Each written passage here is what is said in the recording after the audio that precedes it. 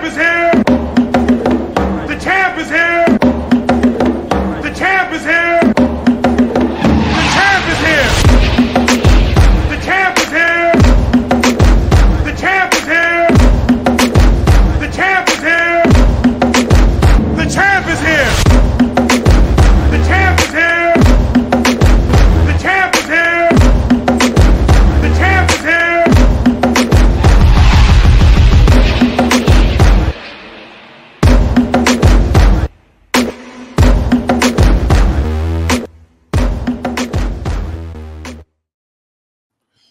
Welcome back to another episode of State Champions Podcast. I'm your co-captain, Raphael Peterson.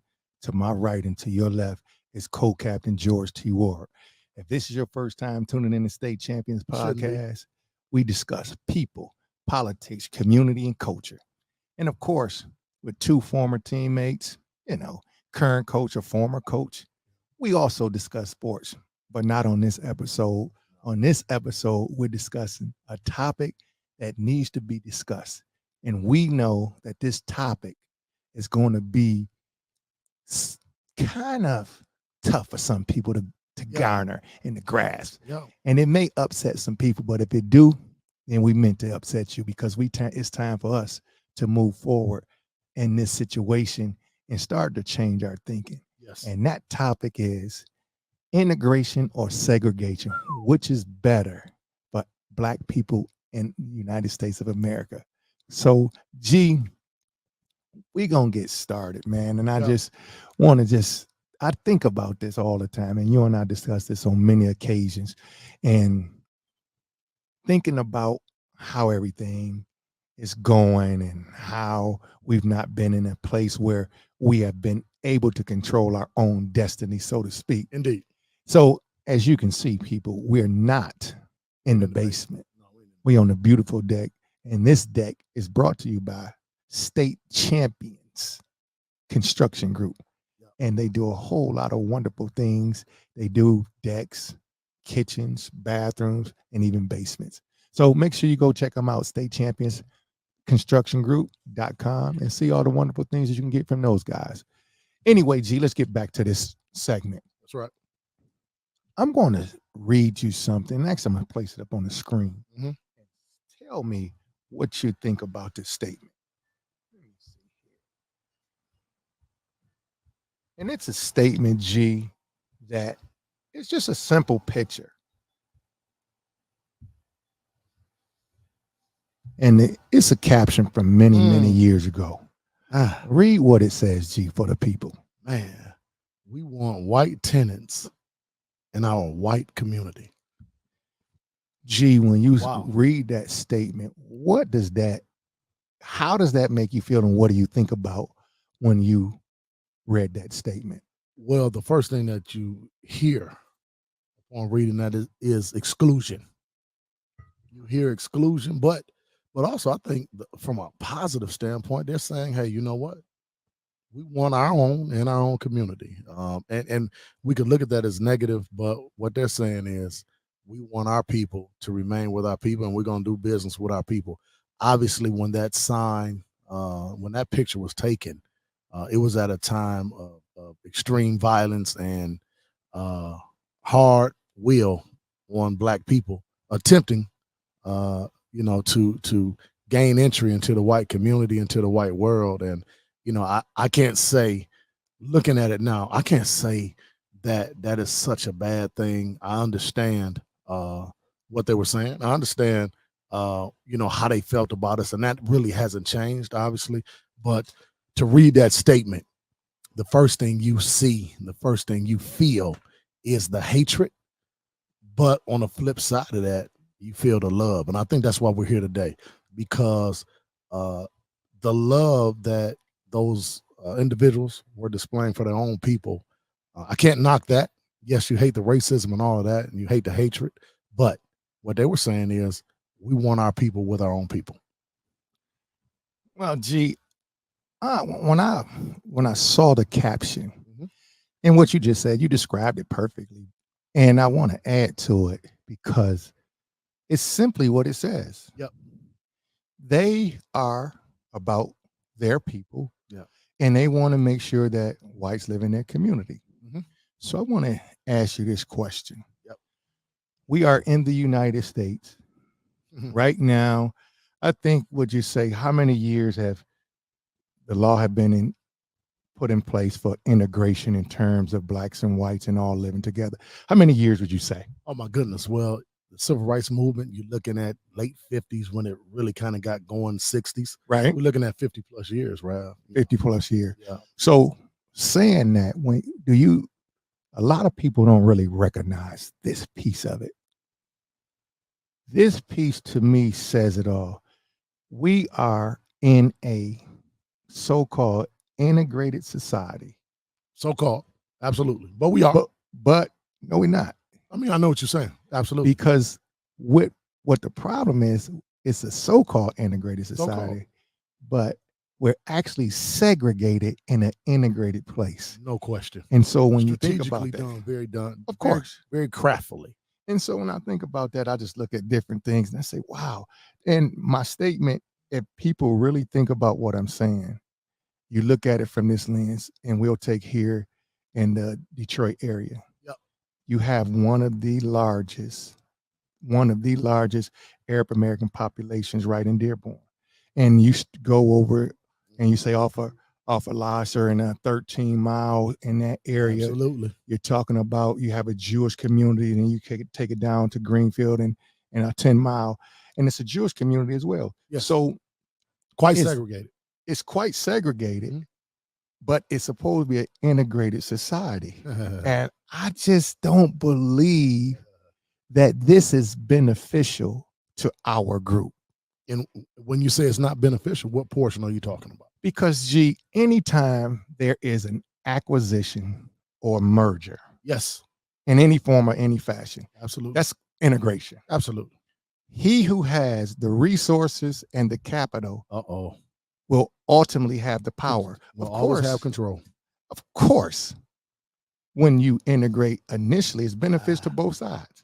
Initially, of Glad you course, said that. initially. Glad And you said that.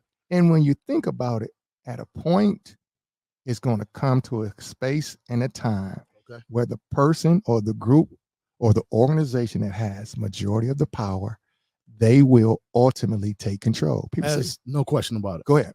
No question about it. And I think when you look at it, Ralph, I think it's amazing how, we fought so long, so hard. And Lord knows I can truly appreciate our predecessors who fought for us. But oftentimes I think we fought for something that we did not need. Okay. I think we fought for something that when we wanted so much to be loved and be respected by someone who was never truly going to appreciate, love, and respect us. So we were the only people, when I look at, you mentioned the Arab American community, doing a wonderful job in those areas that you're talking about, Ralph. If oftentimes you're dying in those areas, you ride through and you see all the businesses and everything. They never fought to gain access and gain neighborly relations with European Americans. You look at the Jewish community, like you said, they just took their time and was very strategic. They were very strategic in what they were doing. And you look up, they have their own pocket with their own people, and they live with their people every single day. We fought to be with a group of people, a race of people who didn't want us with them to begin with. And now you can look and see that we're suffering some of the consequences behind it. For sure. And when you think about the Arab American community and any of those communities, see, one thing we have to have in order to have a community, you have to have a couple of things. One, you have to have your own bank, your own grocery store, Okay. your own schools, Man. and your own hospitals. So when you start to think about those things, Wow. that's how you have a neighborhood. But speaking to our culture, Black culture, we don't own or possess anything of the sort. We don't own banks. No. We don't own schools. Yeah, 1 or 2 gas stations. We had 1 or 2 gas stations in a city that probably is 70% Black. 1 or 2 is not justifiable. I mean, it's not even not even close. It's an embarrassment. Yeah, it's an embarrassment. So, and then you look at the school. what happens is we tend to think that we are in a community, but we're really in a neighborhood. We're in the neighborhood. And we're really in a neighborhood. So, I'm gonna put up it's another thing. It's not even a quote. Okay. No, it is a quote. Okay. Dr. Martin Luther King said it, according to good brother Harry Belafonte. Yeah. He said that, and I'm paraphrasing, of course. There you go. He said he believes he led his people into a burning house, trying to get them into integration. Hold on, Rev. I need you to. I want us to have a visual on this. Okay. Dr. King said, "I believe I have led my people into what again? A burning house." And this is I fear I may have integrated my people into a burning house. And this was at the end of his life. This was the end of his life. So when you think about that now, probably one of our greatest leaders. No question. That we've had as an African American culture, for sure. No question. Now, when he recognized, and this was his fight. This was his fight. He took this fight on. Of course, we had so many other people behind him. No question. But he was a figurehead. He was a leader at the time. He was a figurehead. He was a leader. Dr. Martin Luther King, he said it. Right. And when you think about that, and this is really to my elder statesmen, Dr. Martin Luther King said he feared that he led his people into a burning house. Why do you think he said that, G? Well, Dr. King recognized that, you know what, for lack of a better term, hey man, I think I messed up. I think because the people were so willing to follow him, and I think this the funniest thing about that is white America was so strategic during those times, and these times especially. You know, they made sure that Brother Malcolm was killed early. So Dr. King really was preaching something that white America really, you know what, we can appreciate this. Let him go on and do what he's doing, and they'll do this and they'll come in, they'll move with us, but we have a plan. And once he recognized what was going on, we walked into that burning house and he saw the door close. He was looking at the door closing and he saw the fire, he saw the flames, he saw everything that was going on. And, you know, I think it's a great individual to say, and that was his way of almost apologizing. When you look at it, that was his way of saying, you know what? I messed up. I shouldn't have done this. And now we look at it 50 plus years later, Rav, we can recognize the house was burning. Oh, for sure. So, and I think in what I've recognized over the time, and of course, as a young man, I was obviously led by family, friends, community, and school. And one thing about, I said this earlier, one thing about integration, whenever there's integration, he who has the control has the ultimate power. It is unreal. So when you think about the school system, glad you said they're going to tell us how things should be. But I want to, and a lot of, you said this earlier, a lot of great people, G, you know, they fought the great fight. You know, we've seen changes in the laws of the land. We've seen those things. No question. Some laws have been ended governmental segregation. Absolutely. Of course, they've done that. And also we stomped out, you know, Jim Crow laws. They killed Jim Crow laws. We did all of that. But here's my problem with that, G. Okay. The people that said they wanted integration never truly wanted integration. And so when you need to expound on that. Okay, I will. You need to expound on that. So if, according to some historians, what I've done when I've done my research, according to some historians, they said the outer pressure from foreign countries on the United States was simply that you are preaching democracy in our land, but you are treating people in your country as second-class citizens. Now, this is what some historians said and what I saw in my research. So when they said that to him, they said that really integration was really an afterthought, and it was just to appease. No question. the masses of people outside the United States. So they never had intentions on actually integrating the system to ensure that us black people get what we deserve. And so when you look at the definition of integration, Yes, there when we you look go. at truly the definition of integration, I think we're going to bring that up. I think we're going to bring it up on the board, and I think our people need to see and read the definition of integration. No question So about when you think about it, here's what I look at.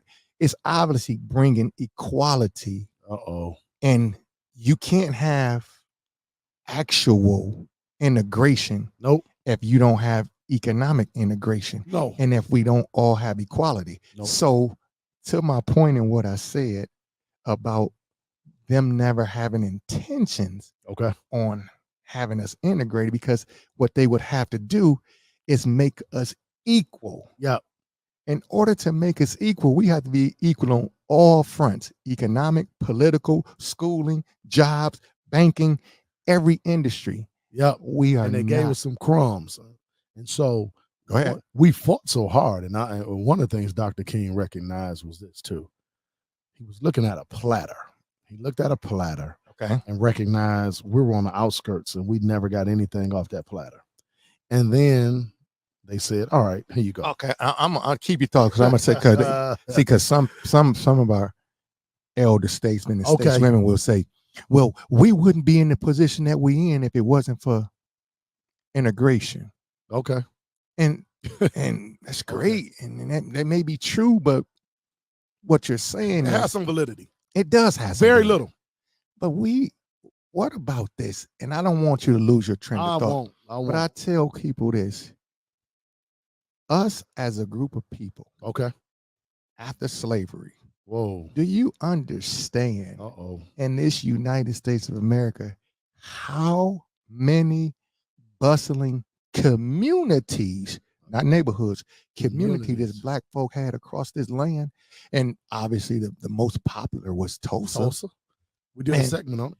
And you're talking about banks, hospitals, schools, Yep. cinema, you name it, we had it. Wow. You go to, I'm almost so, it's Seneca Village, that where right now, where Central Park is, was another black community. This is Yeah. factual information. Go No look it doubt. up. We were doing absolutely excellent Very well. as a community of people in multiple areas in the United States. Oh, without a doubt. And it wasn't until integration, Uh-oh. and we were bamboozled, I believe, to say, I want a part of that. But again, it's like we want to be. I want to drink out their water fountain. Yeah, I want to drink out their water fountain. Well, don't you realize that they could put something in their water fountain? And then don't you realize it's like you saying their water is wetter, Oh, their ice is colder. What we doing? And I'm telling you, if we as a group came back and said, let's build our own communities, things would change. But go ahead, G, go back to your thoughts. Ralph, they sat there with a platter, and I want you to think about it. They sat there with the platter. We're on the outskirts, and for whatever reason, their platter looked more appealing than our own. And we kept saying, you know what? I want y'all to treat us better. I want y'all to treat us better. We love you. We want you to love us. And what they did, they gave us a little small portion of cranberry sauce. They gave us a little small portion of something else. And as long as we got those crumbs, we were satisfied. And we didn't even think about the treatment that was going to go behind that. And the one thing we didn't do is think psychologically what that would do to us. And so when you look back at it, 50 plus years, you can really say our need to assimilate to that culture too. It wasn't just about, hey, we want to go to school with you. We want to go to school with somebody else, and we want y'all to love us. It was, we were going to adopt another man's culture. And when I look at it right now, we've lost our culture. So when you look at it, initially, you mentioned education earlier. Yes. When you look at it educationally, and this is the greatest thing about it, initially, high school graduations went up in the black community in the South. You saw a great increase in high school graduates in the South. And obviously what occurred, you didn't have as great an impact going to college, but that started to gradually increase. But what occurred is, Ralph, the finances, because you graduated from high school in the South, you saw an increase from your family. Some of the men were able to get jobs because they had graduated from high school, so they did a little bit better. But what is not discussed simultaneously, Ralph, preschool education was initiated in the Black community. So when you talk about it, what people forget is the fact that we started having earlier schooling for our children at the same time. So really and truthfully, was it the integration totally that did it in the South, or did the preschooling, did that help our young people remain in school, get them on track, starting for school? There was a lot of programs that went on at the same time in the integration. And, oftentimes integration will take credit. Well, we did this and we allowed you to do this. But I think the key phrase is there. We allowed you. There you go. We allowed you. And if you allow somebody to do something, that means you are ultimately in control. And I want to stay on the education part. And go ahead. And we're gonna pull up a video we had one of the best pictures during that time was integration, was with the young Brown versus Board of Education. No and question. then the young lady, her name is Ruby Bridges. Yes. And she was being walked to school with the United States Marshals, the 4 men. And we're going to play that video for you to check out.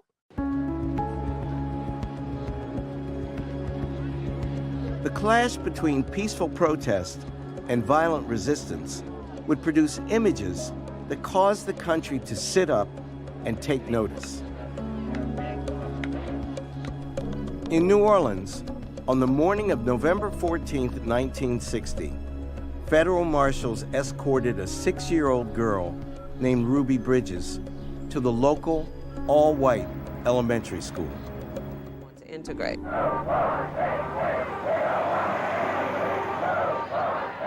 The mothers of downtown New Orleans screaming at a Negro child as she entered the William Franz Elementary School, first in the city to be integrated. Once I got into school. So watching that video and just the pictures, and I just recall seeing a documentary on Ruby Bridges. And what she said was she remembered as a little girl, somebody knocked on their door, and it was basically integration. And they asked her parents, you want your daughter to go to school with the whites? And her parents said yes. Yeah. And she also said her parents probably had no idea what she was going to go through. No at question. that time. And we could see it. And I think I'm sure it was in Time magazine, and somebody did a depiction of it as an artist. I can't think of the guy name right now. But anyway, she said on that day, what a lot of people don't know is when she hit the corner and she saw all of those white people, Ruby Bridges, yelling, throwing things. She said to her, because she was from Louisiana. Yep. And she said it best. She said, well, she was a little girl, and probably the naiveness of a young kid, she didn't know any better. She said she thought it was Mardi Gras. She said she thought it was Mardi Gras. Wow. But that's on the outside. But she said once she got on the inside, that's cool. This is where it's crazy, G.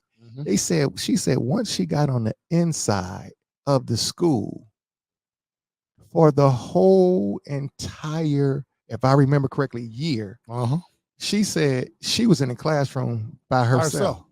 And so when you think about that, you say, wait a minute, how is it possible? But I thought they wanted integration. I thought they wanted integration. And she said for a long time, and she said different times, she would go into it was a little closet where they would hang up their coats, if I remember correctly. And she could hear the other kids. So it was kids there talking about. But no, it wasn't that they were talking about. They were playing and stuff, but she was not allowed to integrate and interact with those kids. At all. And it was crazy when you think about those things, G, because it's one of those things where this is supposed to be a pillar in our society where things have changed. Well, let's fast forward it to today's time. And I want people to be very, very careful about what we wish for. Damn. Now we are at a state and a place and a space where people can decide what history about us Yeah. is learned in the school In the school system. system. And we wanted integration. Go ahead, G. You know, Malcolm, brother Malcolm, man, God rest his soul. One of the quotes that he made, he had so many of them, but he said, you'd have to be a fool to allow someone else to educate your children. But I understood the fight. I truly, when you look back on it, I get it. But I don't think, and I think this is something that has gone on with us, Ralph, historically. When you look at it, and I want our audience, I want our family, as you're listening to this and watching this, to think about this. We have never given ourselves enough credit. We've never given ourselves enough credit. So it was almost as if we've said, and we continue to say, this person is going to provide a better education for me than my own people can. And now you look at and the sacrifices that Sister Ruby Bridges and her family made, it was good intentions. And Great intentions. She was a trailblazer. And that young woman had that kind of resilience to deal with what she dealt with, to provide a better education, or perceived better education for all of us, is amazing. But we've always said that what we have internally and what we can provide for ourselves, it just ain't good enough. Mm-hmm. When I look at all the other communities, guess what? They feel like they don't need anything else. You go to Dearborn and Lord knows, I don't see those individuals that go to Fortson. I don't see them busing their children to come to a Detroit school. I don't see them busing their child to go to one of the wonderful Catholic institutions in our area. They're saying to themselves and they're saying to their families, we're good enough. We're going to educate our children the way we need. And we haven't decided that yet. And it's the craziest thing I've ever seen. Well, G, I'm going to piggyback with that, because when you think about it, our educators, okay, we know some of the best and brightest. But one thing about if we were segregated, yep, and we had our own community, number one, we could police ourselves. That's the first thing. That's it. Go ahead. Number two, the education part of it. See, once you know whose you are, when you know whose you are, now you can then in turn learn about the whole system. There you go. You are ready to learn once you are confident about who you are. Okay. There you go. And when you think about this, so this is the key to the battle. So if we decided we were going to go buy some land, and of course, everybody can go to the neighborhood, to the new community. Somebody got to stay back. Somebody gonna have to be laid to rest. No question. Because everybody can't go. Just imagine this, and this is a utopia that I'm thinking about, G. It's a utopia, but I believe this can happen. Buy land, build our own schools, own hospitals, start back to farming, because we were great when we were doing farming, brother. Do the basic things. You teach the construction trade. You start to teach the young ladies back how to be young ladies again. Teach the young men how to be young men. But you got to remember, that's going to be done by our community and our elders. So now everything that takes place in our community, we will have the benefit from it, just like they did back in the day in Tulsa. See, when people look at those great communities of Black folk, it was outstanding because amazing. We were able to have our own economic outcomes. We got our own everything. Everything. So then now, if George is the guy who is, just say he had a laundromat, or just say he had, laundromat. Yes. So then Your people gonna get their clothes washed there. Gonna get a clothes wash there. But then you're gonna have somebody who maybe have a dry cleaners. Come on, man. All the entertainment in Tulsa, they had skating rinks, Oh, it man. was unbelievable. They had, I'm almost sure they had ice cream parlors, if I remember correctly. They had did. everything. They had So, everything. why do we continue as a culture of people want to stay in this system? And I know see, because it's the right thing to do. They do not want us in their communities. All you have to do is think about how many of us get killed. But Wow. so we ain't gonna even go to the killing part. No. Think about this just in the past month and a half. Wow. I know where you're going. DEI programs have been eliminated from Ford Motor Company.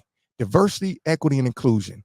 What does that tell you? But people say, well, that's just one aspect They of didn't it. publicize that a whole lot, though. They No, just but- kind of swept it up. But they swept it under the rug. But the fact of the matter, diversity, equity, and inclusion programs are going by the wayside. No Well, question. again, he who has the power, the capital, and the resources, Man, and any integrated system, total control. they will absolutely have total control. Go G. If think about this, if you go to anyone and say to them, "Hey, I want you to teach me,"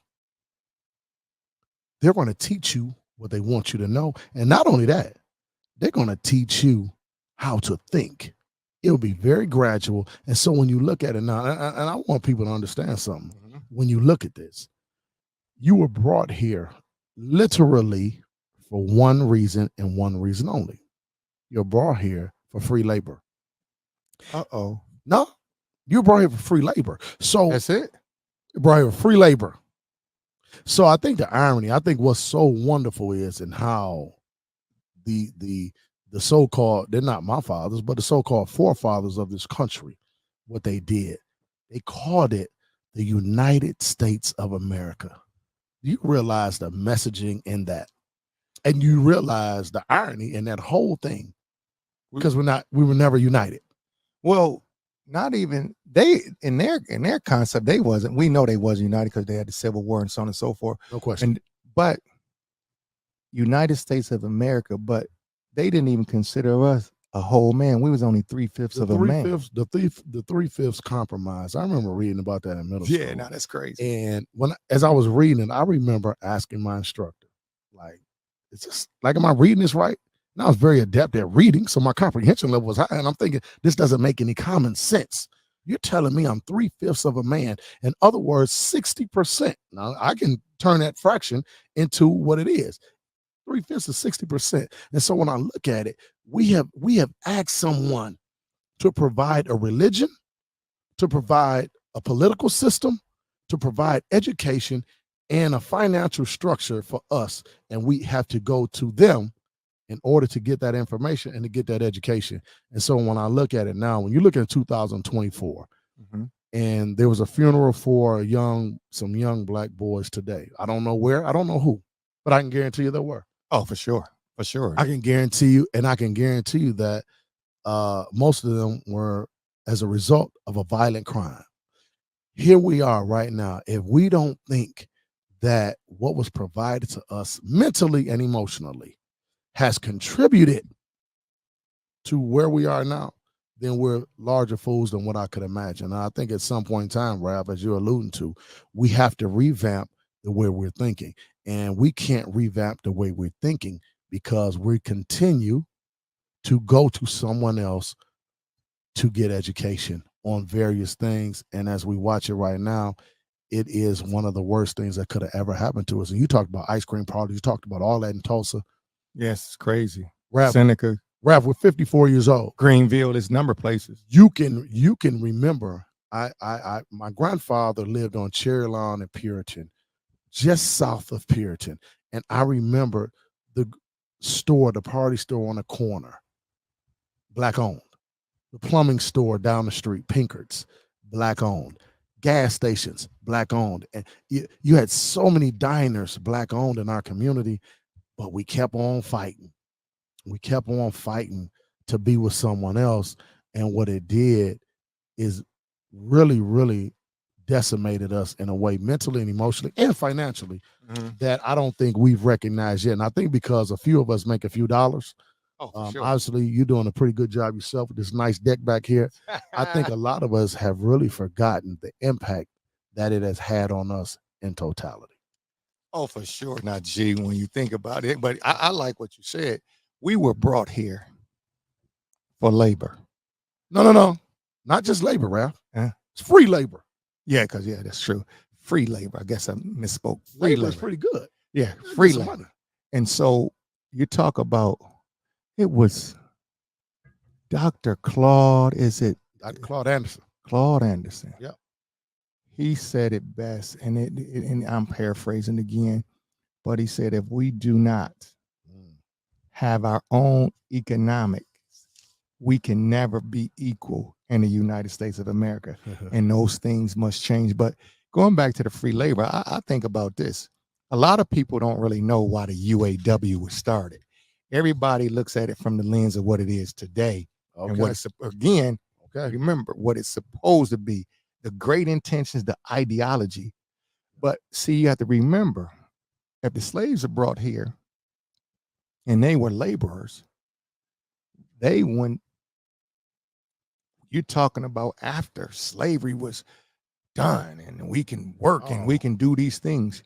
Well, the people that could do the work with their hands were blacks. No doubt. So the UAW was created, the brotherhood was created. People go check and do your research on this. It was created to block black laborers out because we had the skill set. This is a real thing. You go look it up. It's the craziest thing. So with us being laborers and that skill set. So then, G, I want to know this. When was it a big push for us to go to college then? Because we were in the construction trades. We could do many, many, many things. We are the ones that did it. And so how come and I think Dr. Umar talks about this as well. He does. And he says, we got to stop thinking about this college thing. We got to start thinking about things we can do with our hands because that's what we are good at. But go ahead, G. Rav, you think about this. And this is what is absolutely absurd to me. We are such good gardeners. You think about George Washington Carver. You think about all of these guys, and they had such a profound impact on us. And they talked about how we were so good with our hands. We talked about gardening. We talked about construction. We talked about a lot of things. But what we did was say, hey, you know what? All these guys are going to college, or better yet, they've told us in order to be successful, we have to go to their college. And we spent 4 years, which by all means, education is so important to us. But you look at a lot of other opportunities for us to provide resources and to take care of our families in such a way, because that is what we did. And when you look at it now, I don't hear young men talk about being plumbers. I don't hear young men talk about being electricians. I don't hear young men talk about going into construction. As a matter of fact, as you look at it to this day, if you go on a construction site right now and you look, you recognize there's such a small percentage, and the contractors and the owners of these construction companies have gotten so crafty and so smart with it, and now they're hiring the women because that kills two birds with one stone. So we've eliminated a lot of things that we did well, and we've kind of negated those things. And it's hurtful and it's harmful because, again, as you talked about, the community, if somebody needed a home built or garage built, if you need a fence put up in your yard, you went to a black person to do it. And in turn, your uncle or somebody maybe was a mechanic. And guess what? If that car messed up, you could go to that mechanic. Everything that we needed, we had within our own communities. Our community was no different than anybody else's, with the exception that we were so great at it that everybody couldn't do it. But now we've assimilated to someone else's culture because we've allowed someone else to educate us. And when I listen to our young people talk, we are so far away from what we were. And that's because we've assimilated to somebody else's culture. So really quick, we're going to cut to the video with Dr. Umar and what he talked about the skilled trades and working with our hands. Plumber can make a surgeon's salary in 2 weeks, or a third of a surgeon's salary in 2 weeks. These plumbers, electricians, HVAC tech, and roofers, they get paid, man. Education doesn't open up doors By itself, which is why I'm a big champion that we need to stop sending our children to college and send them back to trade school. You know how much we spent for the plumbing on FDMG? Over 100,000. Electricity, over 100,000. HVAC, over 100,000. They made that in about a month. Gee, now we just looked at that video, and I hope everybody at home was paying attention. Yes. And of course, some people they college material, but Yeah. some people, you have to realize when you can work with your hands and you have this skill set, can't nobody take it away from you. I promise you. We sitting out on the deck. I was just State about to go there. Champions Construction Group. Your It's degrees- synonymous. Your degrees with- had nothing to do with this. Yeah, it didn't have nothing to do with this. And yeah, that's a whole nother thing. I'm glad you mentioned that. I forgot I had multiple degrees, but it don't have anything to do with this because the degree cost me tons of money. Well, scholarships paid for it, I was but just about to say, yeah. scholarships paid for it, but it only cost me $700 to go to the construction class, 60 hours before I could take the test. Stop. Nah, we ain't. Okay, Rab, G, I go ain't- ahead. Go ahead. You go know, ahead. sometimes when the help come and you kick the team in the corner, you ain't passed it too much. If the dude was in a 2-on-1 situation, I kick it right back. So I'm kicking it right back to you. I want you to think about this. Mhm. $700. Class is only $700. And so when I see us spend $1,000 on your poor son's gym shoes. Come on, man. Now when I see how y'all living, and I go to your houses, I've done this. You over been and over there. again. I done been there. I done dropped kids off from juvenile facilities, and I see where y'all have overspent on yourself and on your child. $700, my man just said. Now my man got 2-3 degrees now. Yeah, He got 2-3 degrees. And the money that he has made from that $700, that $700 investment. You won't even break this down. So I'm gonna break something down Come on. really quick because I want people to understand. And this is just to be factual. So obviously we outside, we're looking at this deck here. Well, If you go to the website, State Champion Construction Group, you'll see another deck that I did about 2 weeks ago. And gentleman called me, said some brothers that don't look like us came out to the lady's home and was going to charge her $49,000 to do her deck. Could you just round it off, man? No, I want to be exact because I don't want Yeah, somebody don't looking at sound they be that. like, no, see, it wasn't 50. $49,000. It's going to be $49,000. Okay. Well, based upon my skill set, my license, that only cost me $700. $700. I came in, did the assessment of her deck. I got her in there for about $23,000. It only took me 2 weeks. That's less than half. 2 weeks to finish the deck. How I had some help. How much 2 you weeks. call it off for again? Nah. 20 what? 23. That's less than half. Less than half. And so, G, when you think about that, I just want people to understand that this construction trade is valuable. Being able to do things with your hands is valuable. So Too valuable. you're talking about me doing this in that time frame, G. Just imagine another lady on the block is already calling. She just getting her money together. Oh no, she And I'll go back and do another day. So just imagine if once it's all said and done, because of course I had to pay people. But once I got done, you ended up all paying, right though. Yeah, ended up all right. Ended up all right. If I do 4 decks a summer, Whoa. I'm cooking. No, But mind you, I can add. it only took me 2 weeks, but we're staying on the point of Dr. Umar and what Dr. Umar said, being able to use your hands, because right now, 2035, AI will take over 50% of all jobs in the United States. What they're saying, it's going to be catastrophic for us. So back to the point. Okay. We must continue to think about us as a group. Why are we not getting into vocations? Well, because it's a strategic plan to keep you. Remember, now they said it best that integration from the people that claim they want an integration was not true integration. No question. So then when know they that. start pushing you to an area, it sounds great and it sounds good. Let me go on and get my college degree. It's great if that's what you want to be a neuroscientist or something. Yeah. But it's so much money to be made that if we stay away from this system of integration, which they're controlling, which they're going to push you to a certain industry, There you go. See, certain that's the thing. jobs, in certain places and spaces, you're going to always work for them. Like for real, G. Of course I do other things. Yeah. No. But I can pick and choose the jobs I take with the construction trade. So it's just outstanding. But what I want to do is I want to go to Dr. Claude Anderson and what he talked about in terms of us. In order for us to be integrated, we have to have an integrated economic system. Let's go to him real quick. One, first of all, integration is nothing but a new modified form of segregation.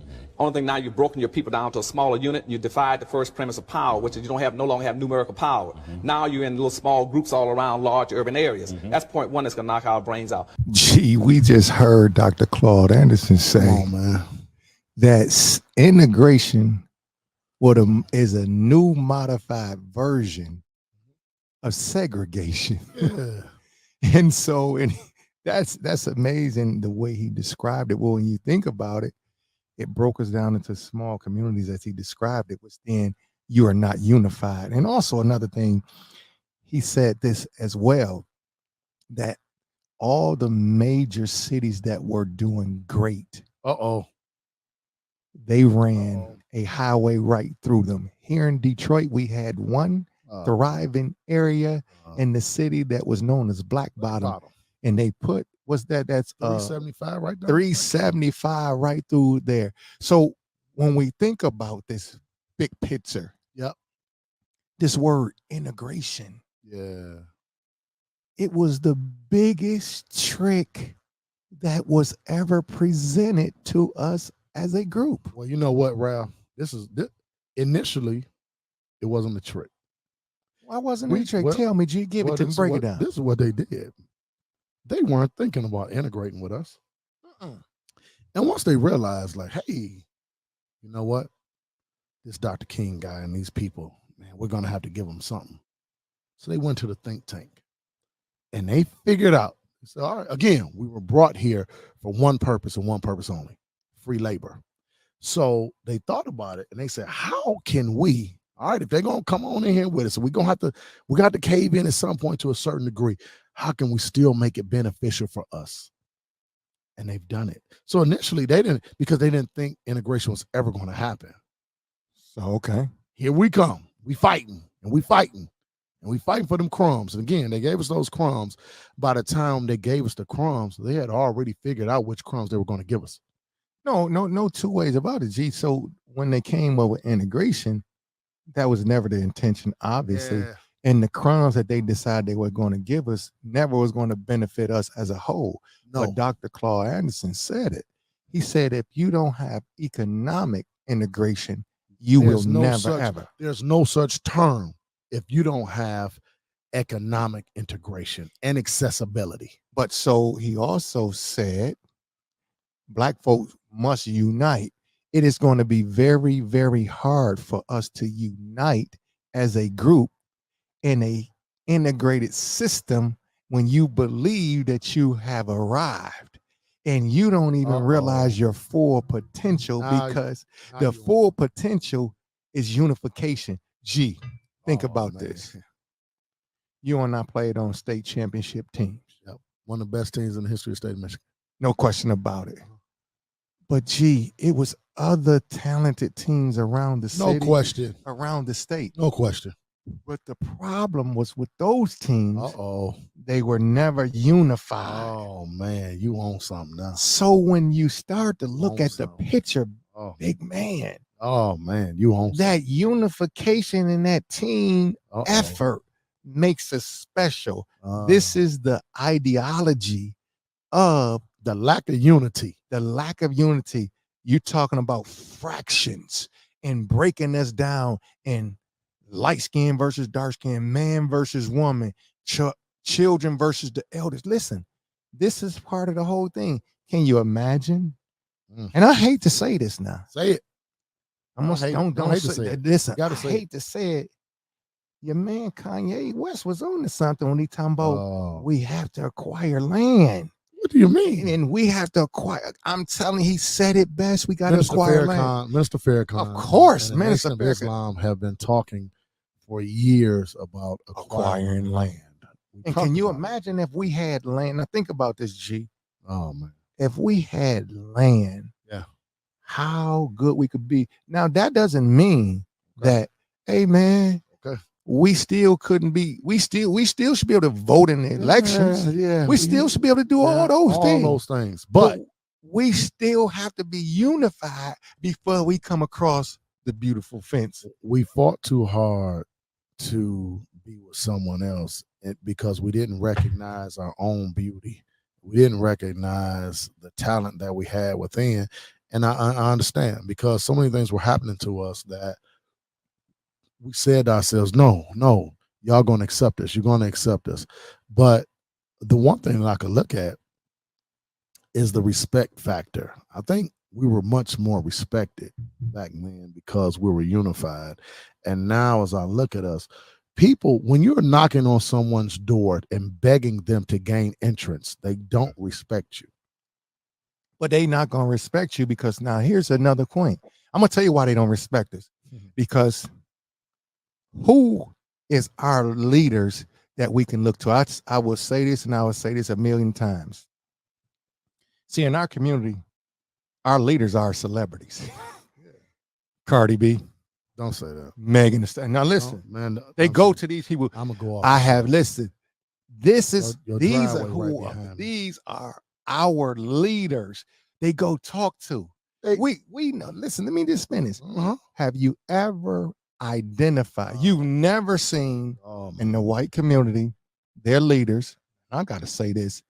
You've never seen their leaders be a comedian, damn, a rapper, damn, oh, in their case, a rocker, damn, or a person or an athlete. They will never, ever in their community have their leaders as such. Phil Donahue was never their leader or nothing. No, come on now. Well, Oprah. Well, you got to remember. Well, Oprah, you got to remember. Don't you say that, G? Because you saying something that but it's to the point. I know what you're saying. How is it that our leaders, athletes, they actors, literally hand pick? Here we go. Here come the game. Hand pick. Here come the integration because we accepted them. About it. I want you to think about it. You're going right now. I want you to think about it. Okay. We have strategically been told who we should follow. And you, as you watch it, as you listen to everything, do you think that Megan Thee Stallion, no disrespect to the queen, she's beautiful, she has some intellect, but she's been tricked herself. Okay. She's been totally tricked herself. And you think about this, in 1970, she would have been somewhere in the back of a church. So nobody would have listened to that. I'm not gonna allow you to slide through. She a queen of what? Queen of what, man? That's what I'm saying. The queen of what? See, and I'm going to say it like this. I don't care what nobody say. Yeah. She can't be the queen of, not of our culture, because her language and the disrespect to our women and to our girls that are giving them an ideology that you do certain things to get where you want.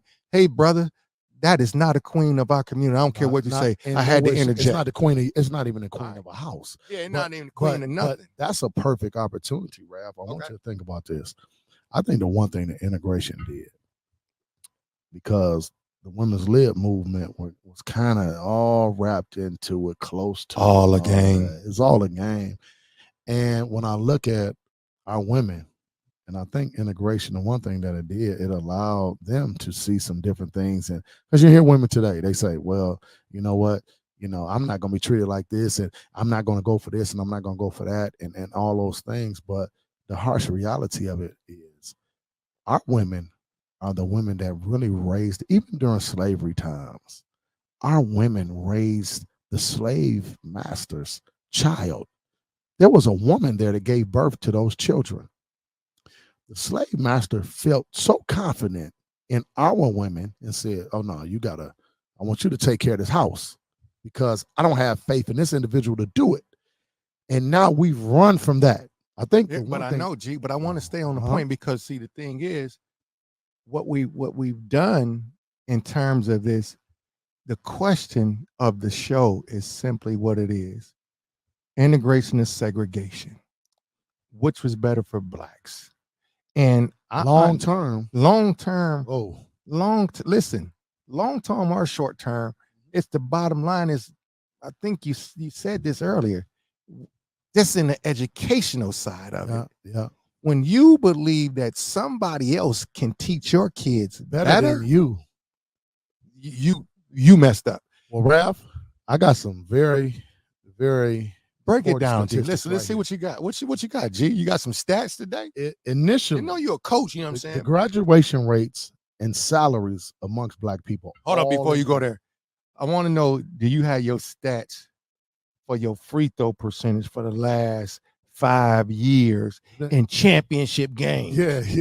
Well, and game decide. Okay, I ain't gonna even do that. Yeah, everybody, y'all know what I'm talking about out there. Yeah. Championship games. You know what I'm saying? Free throw percentage king. But okay, go ahead, stay focused. Don't lose your thought. I just know my percentage in the late games when I played. I don't know. You don't know your team. Okay, go ahead. Okay, go ahead. Since when you look at it in the late 60s, graduation rates, salaries improved amongst black people initially. Okay. After which they all leveled out, and it was a small percentage. It was 15%, and it was strictly in the South. Integration, as far as education is concerned, had no impact in the North whatsoever. None. And when you looked at the white folks and you talked about the sister going to school and everything that she had to endure, the statistics of white folks never, ever decreased after integration. So when they talked about these niggas are going to take our jobs, these niggas are in our way, okay, statistically, it never impacted them negatively at all. But here's the tripped out part about it. There's a resegregation going on right now. Don't say it, James. There's a resegregation going on. What's going on in resegregation? And so resegregation, Raph, and this is the most wonderful thing about it. Our talented 10th are leaving the city. They're leaving their people, our talented 10th. When you look at, brothers, I mean, essentially like ourselves, doing pretty good. Our families doing well. We ain't had nobody get in trouble. We're leaving our community and we're going elsewhere. And now what happens is the inner city is flooded oftentimes with single parent homes. But I want you to think about this. Since the early 90s and 2000s, the orders of integration were released legally. It caused a dramatic dip for blacks in this country. And what that showed me was this, is that our people became too reliant on others to educate us. How long? Not long. Are you going to sit around begging white people to do for us what we have the power to do for ourselves? So once we were no longer busting, once we were no longer in a situation where we went to school with someone who really didn't want to educate us to begin with, once it was on ourselves, we kind of bottomed out to a certain degree. And I think as we're looking at it right now, we look at our school system, you look at, schools that are outside the inner city right now. Some people, and I hear them say all the time, oh, that's a good school. Well, I beg to differ, and I'm gonna say this. And again, they're good schools. I'm not suggesting that they aren't, but what I'm telling you is this, and I don't mean to call out these schools, but what I'm gonna say is this: Denby, Mumford, Central, Little Sisters over at Central, obviously, Cody High School. All of these schools have excellent educators. The difference is the parents of the students at those institutions that causes the test scores and statistical data to drop a little bit because they don't enforce education and don't stress education and structure and order as the children do at our all testing schools such as Renaissance, Cas, and King. And the one thing that I do know, once we get out of the thought that someone's ice is colder than ours, then we'll do better for ourselves. But until then, this whole piece of integration and segregation, and they're making us resegregate, is going to be a situation where people don't want to deal with it. But I will answer the question. I'll answer it right now, and I'll go on record in saying this. Did integration help us? Absolutely, positively not. When you look at it in totality, it really, really hurt us. And when you look at our communities, you could see the lack of financial. When I have to go to a gas station that is not owned and governed and run by someone who looks like me, we're the only people in the world who do that every single solitary day. And the sad part is we're satisfied with it. So, G, I'm going to read, and we're going to put up on the board what the definition of segregation is. You must. The process of causing or allowing people to become separate or treated differently based upon race, sex, religion, or other factors. Wow. Well, people, I'm going to tell you this. Here comes another made up freaking term that they got because this has been going on during integration. See, when we talk about, they talking about allowing people to be treated differently. You telling me the black bros ain't been treated differently when they get killed? You telling me the sisters ain't been getting treated differently, and they ain't. Neither candidate is talked about Sonia Massey, you know what I'm saying, who get killed. Don't even worry about it. I got this, G. So when we talk about, they talking about resegregation, first of all, it's been the same all this time. Always has. So don't come in with these terms that people throw out, and now it's something different. And again, it's the process of people being separated or treated differently based upon race, sex, religion, or other factors. You got to be kidding me, G. This is all a game, and all they're going to do is continue to listen. Round and round we go. Round and round we go. And never forget, people don't tell lies for you to believe the lie. People tell lies. Okay. For you to cause confusion, so you cannot tell the difference between the truth and the lie. This is the name of the game. I'm so tired of us as a group of people because we're too smart and too educated and too brilliant to keep falling for the same trick. And who I hold accountable is the whole entire race, but especially our elders, because they're stuck in this space, and they always say it. The last people to change are typically the older people. And when you think about it, just in everyday general life, the elders are the last to change when we talk about computers. No doubt about it. When we talking about technology, when we talk about social media, now the elders are getting onto, Facebook or IG, but they're past that. And my only point in sharing that is because they're last to change. It is time out. We have to start bringing our younger people. Yeah, they got to bring them to the table. We have to. They got to bring them to the table. The reason why they're afraid to bring them to the table, because they ain't taught them. So then that's the reason why they don't want to bring them to the table. So let's start bringing the younger people to the table. And this is a perfect segue, and we got to get out of here. But we're supposed to do this. I think it's going to be October 5th. We're going to bring in about 5 or 6 young people from across the city of Detroit. And talk about the upcoming election. The only reason why we bringing them to the table because I've listened to these young people. And these young people are smart. I'm not afraid of their ideas. I'm not afraid of their ideas. But a lot of times our parents and our elders, and I promise you, G, this is what makes me successful dealing with kids. Because I'm going to sit and listen to them. I ain't no doubt. And all I'm going to say is, can I give you some advice? If I disagree with them. And if they say, no, coach, I just want you to hear me.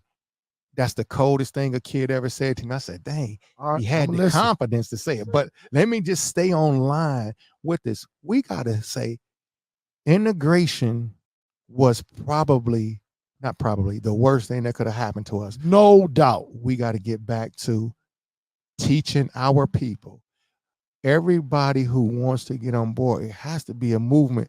You got to stay away from the mainstream news. the mainstream outlets and start doing deeper research. And don't tap on your computer and then the first thing you come up and say AI generated. You got to go deep into Harvard studies. You can find some great information Absolutely. that will tell you we are better together when we're teaching ourselves. Man. The reason why, based upon what you just read, G, about how when integration happened, white America never dropped off. You know why?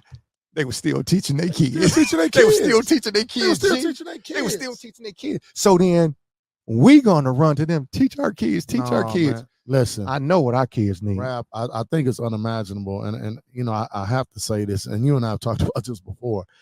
I think it's incredible how we run to, and I've seen a lot of our peers run their children to an educational system or educational environment or cultural environment, depending on how you want to look at it. And they look back on it and they're never going to admit it, but they recognize it was the worst thing they could have done. And obviously there's some success stories, but you know, we lose ourselves oftentimes. When we don't teach ourselves, you lose yourself. Come on, G. Listen, think about it. As somebody, can you imagine? We were state champions. It's not coincidental. It's called State Champions Podcast. It's not coincidental why the construction company is called State Champion Construction Group. No question. Can you imagine? This ain't no knock on no other coaches across the city. Can you imagine if you went to another school and they was teaching you how to run the motion offense and you had to come back to Cooley? Oh, no. Man, what?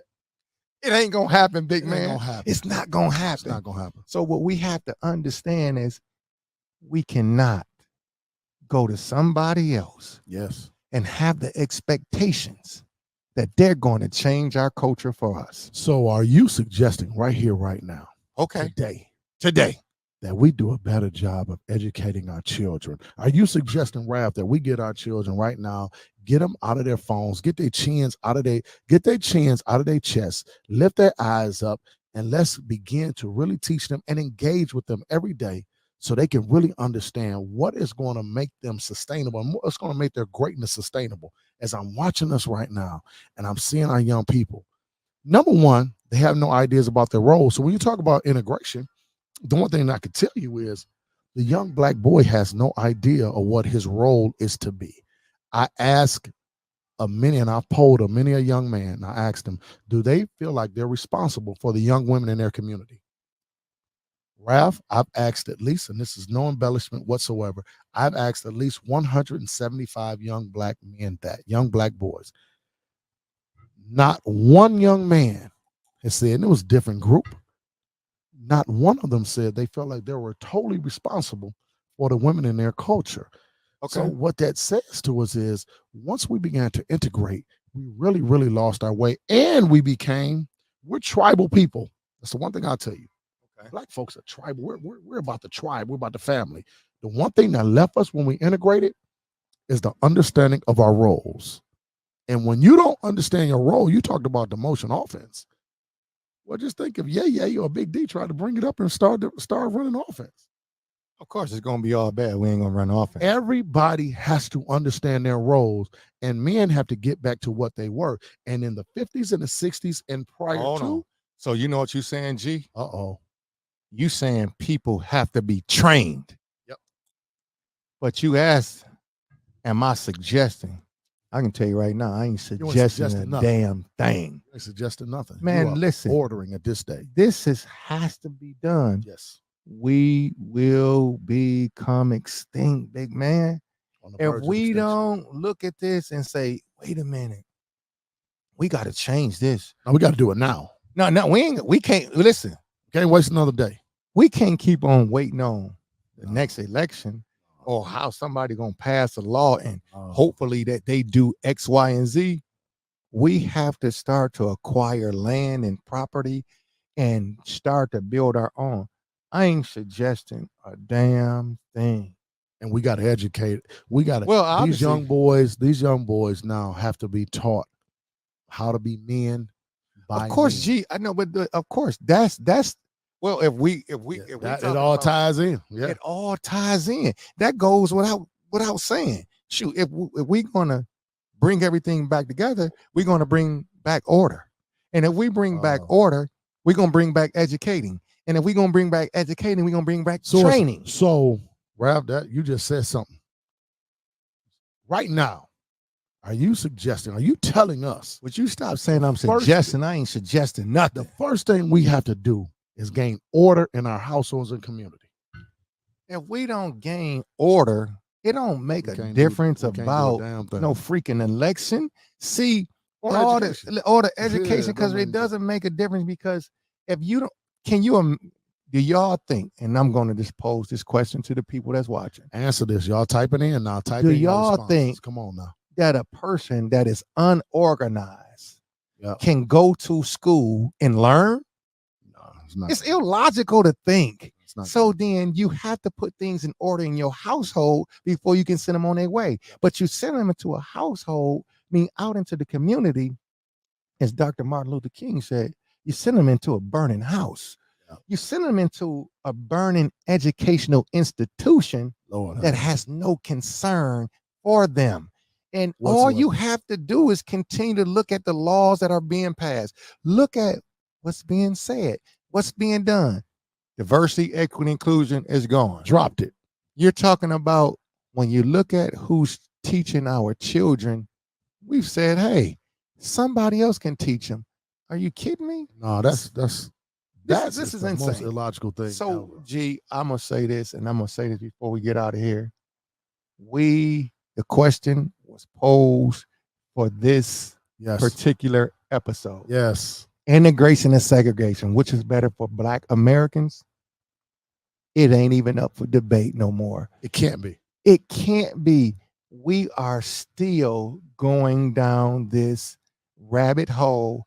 No, because see, we got a chance to do this. We got a chance to do that. Nah, listen. If we teach ourselves, we will be able to demand certain things. But when you don't know about the system, you can't do that because you're being educated by a system who's undereducating you about their system.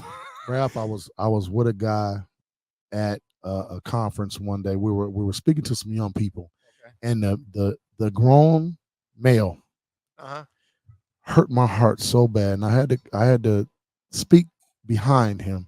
And he told these young Black children, hey man, get y'all education, make sure y'all do what y'all supposed to do, and then y'all can hurry up and get the hell out of here. And I heard the gentleman say that, and I remember thinking to myself, well, I'm going to have to subtly correct this man, because the one thing that I understand is we are the only people in the world who've taught ourselves to go get something and gain something and leave your own people. I cannot imagine someone telling an Arab American person, hey man, go on and get yourself together, go get you a gas station or go get you a business, go run something, and then leave your people. Nah, ain't gonna happen. For us, as I'm looking at it, we do not feel like we're arrived until we're gone. But see, G, what you got to understand, in the defense of that guy who I don't know, you have to realize he's been educated in a system. No question. That says to him, you only arrive when you get yours and you leave your people behind. So again, the system in itself is flawed. No doubt. When the system is flawed, the people that's in that system will be flawed. So you're in that. But wait a minute. Wait a minute, man. Wait a minute. I know where you're going. I know where you grew up. I know where you grew up. I know where you grew up before where you grew up when I met you. Okay. All right. We were all in the neighborhood. So systemically, we were all in areas where, you know what, certain people, we were taught the same things that this individual was taught. The difference is, I'm about to get to it. Okay. You got a different mom and daddy. Don't get me wrong. Well, you got a different family.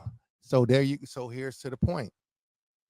See, I grew up in that very same system that my man probably grew up in. No doubt, he did. But when you have independent thinking and people who teach you independent thinking, absolutely, you're not going to think like the system, because the system that you're reading from is an illusion. Oh, okay. See, listen to me. Brad said an illusion. So I forget the guy's name. He said it best. It was, oh man, he said he wrote a book. It's the desegregation. Oh, an illusion, an illusion of integration will work for black people. Something to this effect. Well, let me just say this. I was when I'm sitting there, I'm looking at certain things. I'm like, this doesn't make sense. None. But then I can go and bounce this off a group of people in my house. Yeah. That now they were educating that system too, but they were still independent thinkers. I don't No care what doubt. system you are in. The rule says to all people, and especially young people, because our young older people are going to die off and be gone. Question everything. Question it all. Everything. Question it all. Why is Tarzan allowed to fly around here like this and control this? You got to start thinking for yourself. And that's just being able to understand that the system that you're in is not designed to bring you up. It's to keep you at a certain level. And when they do that, you have to be smart enough based upon some intellect. Say, wait a minute, this doesn't make sense. Regardless of what they give you. It doesn't make a difference. Regardless of what you attain. Regardless of what you're able to attain. Exactly. Regardless for you to have an attached 2.5 car garage. Regardless of any of that, you got to understand it. And what we have to start doing too, and I think one of the things that really is going to help us is we have to stop thinking just about ourselves. Well, see, G, the thing about it is you can't go across the fence and cut nobody else's yard if you ain't cut your own. Oh man. You got to cut your own yard. Yeah. And you got to make sure that everybody that comes out of your yard can then preach that same message or know how to cut a yard.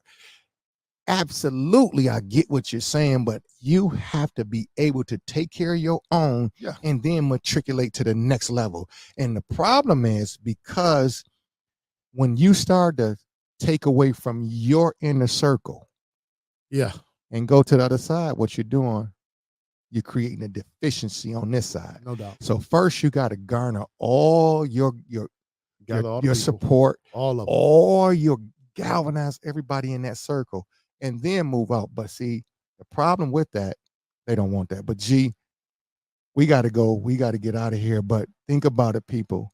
The question is integration or segregation. Type y'all answers in. Integration or segregation, which is better for blacks? And we'll talk about it again because this is just part one. We can come back with part two. But stay tuned because we're going to bring in a group of young people that are going to talk about the upcoming election. And we want to see what they're saying. We're just going to be the host of the show and we want to hear what they're saying. We're going to let them talk, but that will be a live interview with multiple people. October 5. I think it's going to be October 5th. October 5. And it's going to be on multiple streams. And these young people, I promise you, intelligent, brilliant, but they're independent thinkers. And it's going to be something that's going to be part of a controlled thinking. And we're going to just kind of help them out. Well, let's listen to them. Listen to them. So, G, what's your last words? The one thing we want you to do, we want you to respond. I want y'all to think about this. As y'all viewing us tonight. It's really the day because it's nice and beautiful in the Detroit city, baby. Y'all see it? Integration or segregation. And if we had it to do all over again, if you were in charge in the 60s. Oh, there you go, G. If you were in charge in the 60s, would you fight? Would you have done what Martin Luther King did? Would you fight for integration? As we look back on it, can we say to ourselves in totality that this was truly beneficial for us? Would you change it? If not, why not? If you would, tell us why. State Champions Podcast. Ralph, get us out of here. Oh, man. So when you're talking about what would they fight, I'm going to front load y'all with a couple of nice cities across the countries in the 60s. Obviously, you had Tulsa, Oklahoma, Black Wall Street.